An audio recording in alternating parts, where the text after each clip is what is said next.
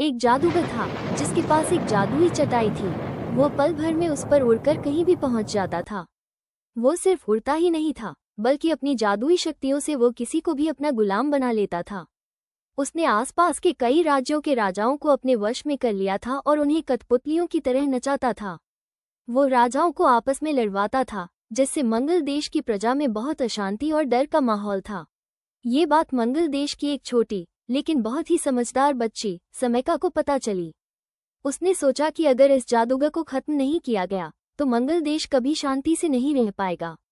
उसने ठान लिया कि वो इस जादूगर का मुकाबला करेगी, भले ही वो अकेली हो। समेका ने अपनी बुद्धिमत्ता का इस्तेमाल किया। उसने लोगों से बात की, पुरानी कहानियां सुनी और अपनी समझ से जादूगर की कमजोरी का पता लगाने की कोशिश की। अंत में उसे एक बुजुर्ग से पता चला कि जादूगर की जान उसके पास नहीं, बल्कि एक सुनहरे पिंजरे में बंद एक खूबसूरत तोते में है। अगर वो तोता मर गया तो जादूगर की सारी शक्तियां खत्म हो जाएंगी। ये जानते ही समेका तुरंत उस तोते को खोजने निकल पड़ी। बहुत खोजबीन के बाद उसे वो पिंजरा एक छिपी हुई गुफा में मिला। उसने उस पिंजरे को अपने कब्जे में लिया और साहस के साथ जादूगर के सामने जा खड़ी हुई।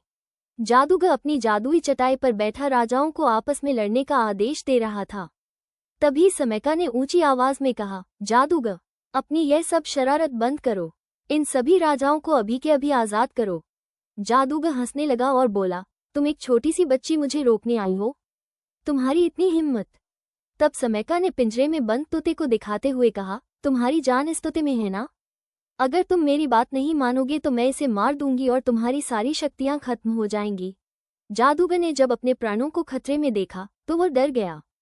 उसने तुरंत सभी राजाओं पर से अपना जादू हटा लिया। सभी राजा पहले की तरह सामान्य हो गए और उन्होंने आपस में लड़ना बंद कर दिया। जादूगर समेका की बहादुरी और समझदारी से हार गया। वो डरकर अपनी जादुई चटाई पर बैठा और वहां से हमेशा के लिए दूर चला गया। उस तोते को समेका ने अपने पास रख लिया। मंगल देश में एक बार फिर से शांति और खुशहाली लौट आई और सभी ने समेका की बहादुरी की खूब प्रशंसा की।